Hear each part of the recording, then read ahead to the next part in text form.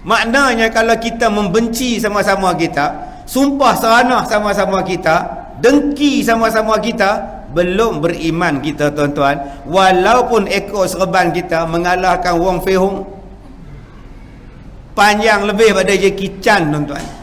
Sebab Nabi tak tengok pada berapa panjang janggut dia. Yang Nabi tengok ialah engkau layan tak jiran engkau, engkau layan tak anak isteri engkau, engkau layan tak amalan engkau. Yang ini yang Allah Ta'ala sebut dalam Quran, wa basyiril ladzina amanu wa amilus salihat. Dan berilah berita gembira kepada orang beriman dan orang yang beramal saleh. Dua ni dipanggil sebagai the twins, ayat berkembar. Ada iman, ada amal. Kalau iman ada, amal tak ada, tak pakai. Kalau amal ada, iman tak ada, tak pakai. Dua-dua kena ada. Wa aqimus salah wa atuz zakat. Dirikan solat, bayar zakat. Dua-dua ni pun dipanggil ayat berkembar. Engkau semayang, kau kena bayar zakat. Kalau kau semayang, zakat engkau tak bayar, tak ada makna semayang kau.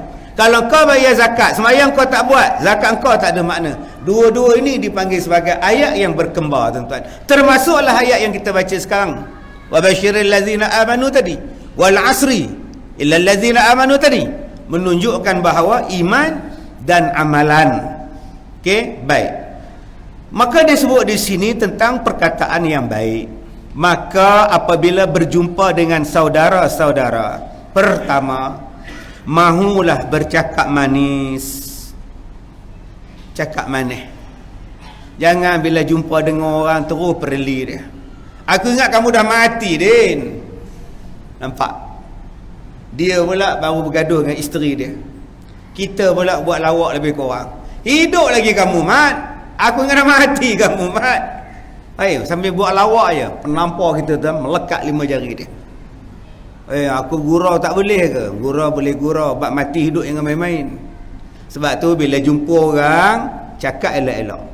Assalamualaikum, Din. Waalaikumsalam. Ya Allah, lamanya aku tak jumpa kau, Din. Rindulah aku pada engkau. Kan bagus. Jumpa dengan dia, ya Allah, Kak Tipa badan tak naik langsung, kecil molek macam dulu juga. Ya Allah. Terus Kak Tipa tanya, engkau dah makan ke belum? Nampak? Ini akak-akak jumpa dia, terus akak tanya, ya Allah, Kak Tipa gemuknya sekarang. Akak-akak, perkataan itu adalah perkataan yang paling perempuan benci. Gemuk. Gemuknya engkau, jangan sebut. Marah dia. Walaupun dia gemuk, tetap kena cakap, ya Allah, comelnya kau. Nampak? Yang kedua, jangan kata pada dia, bila nak kahwin? Abang-abang, hari ni kalau abang-abang silap tanya, bila nak kahwin? Dia semelih kita tu. Jiran tanya, bila nak kahwin, Din? Dia tak sabar, dia lompat rumah jiran, dia bunuh jiran dia. Hanya kerana bila nak kahwin, bila nak kahwin, bila nak kahwin. Sensitif bagi dia. Yang ketiga, jangan tanya pada dia, bila nak beranak? Ni, kita ni orang lelaki-lelaki suka tanya. Asal jumpa kawan tak kahwin, bila lagi kau nak kahwin, Mat?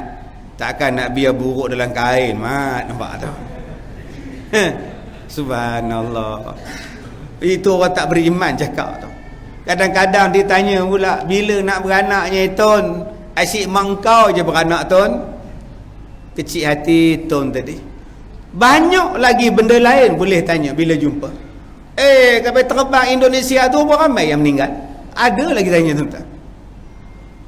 Banyak lagi, tuan-tuan. Bulan 12 ni musim apa ya? Musim kelapa. Dah cakap sudah.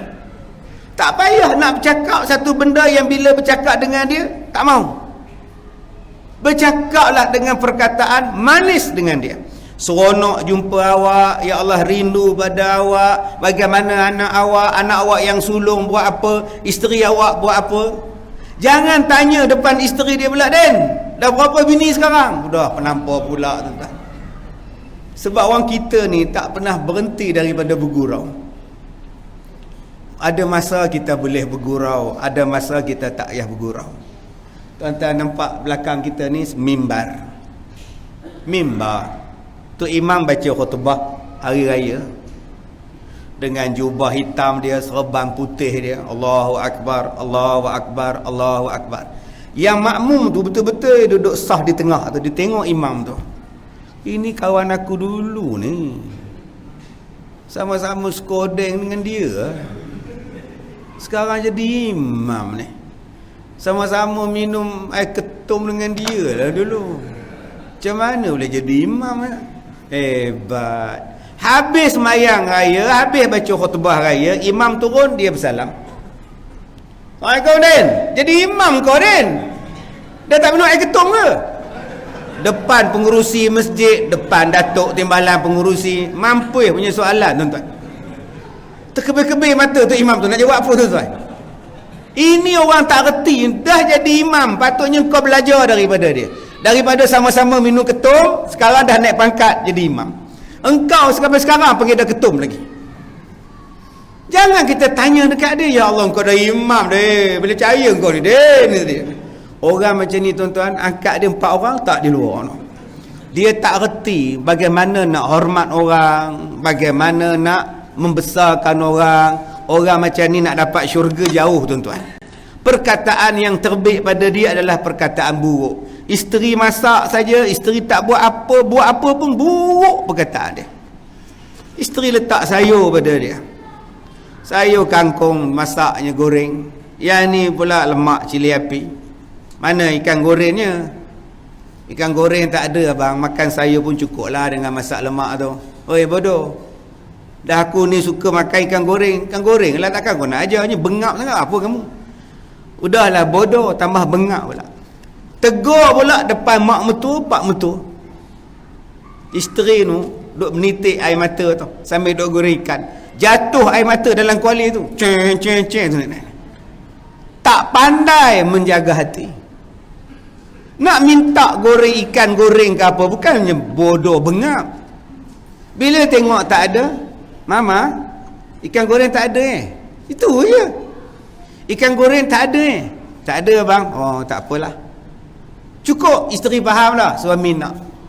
Ni dak dengan bodoh sebut, bengap sebut depan anak, depan mak, depan mertua.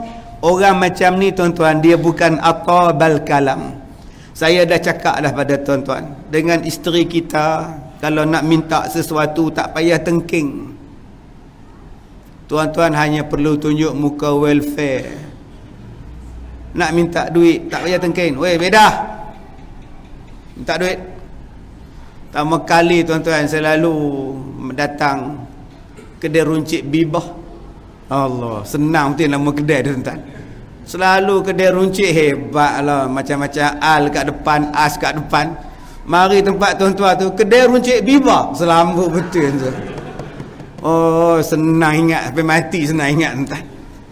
Kadang-kadang kita ni nak minta sesuatu pada isteri kita tengking Bibah duit, dia bagi tapi dia tak reda. Nak minta hanya buat muka welfare je. Saya kata dah dulu, pergi kerja naik motosikal rosak, tak dapat duit nak repair, jalan kaki je, tinggal motor di rumah, turun flat jalan kaki. Abang helmet, tak apa abang jalan kaki je. Motosikal rosak, kenapa tak repair? Duit tak ada sayang. Tak apalah, bukannya jauh pun, Kajang je. Astagfirullahalazim tuan. Mansara ke Kajang tu biar penting kau. Agak-agak isteri nak biar ke? Dia tak biar, dia mesti ambil duit nah pergi repair abang. Dia hanya buat muka welfare je. Suara pun suara sedih. Jadi akak-akak berhati-hatilah kalau suami buat muka sedih tu, ada makna lah tu tuan. Baik, kemudian dia sebut kepada kita, tegur siapa yang elok. Okey, tegur siapa yang elok. Apa-apa teguran yang menyukakan hati dan menjadi berkasih-kasihan itulah yang sentiasa membawa berhubung silaturrahim. Maka orang yang memperbuat demikian adalah baginya sebuah mahligai yang megah di dalam syurga yang disediakan oleh Allah, sebagaimana tersebut dalam hadis yang dikeluarkan oleh Abu Isa At-Tirmizi dengan katanya, an Ali qala an-nabiy sallallahu alaihi wasallam, inna fil jannati ghurafan yura zuhuruha min butuniha wa butunuha min zuhuriha. Diriwayatkan daripada baginda Ali karamallahu wajhah, katanya, telah bersabda Nabi Muhammad sallallahu alaihi wasallam bahawasanya di dalam syurga itu ada beberapa bilik yang boleh nampak orang-orang di luarnya daripada dalam, dan nampak pula orang-orang di dalam daripada luarnya. Oleh sebab dinding itu sebagai permata yang tiada bandingannya di dalam dunia.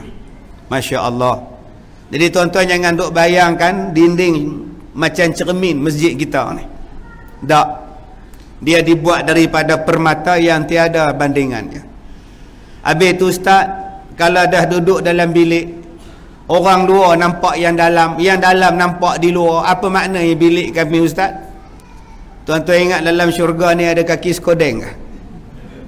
Dalam syurga tak ada siapa nak pergi tengok orang banyak. Dia layan hai dia. Tak ada siapa yang jahat hati perut, tak ada siapa yang busuk hati dia, tak ada siapa yang jahat mata dia, tak ada siapa yang jahat telinga dia. Dalam syurga baik-baik belaka tuan-tuan.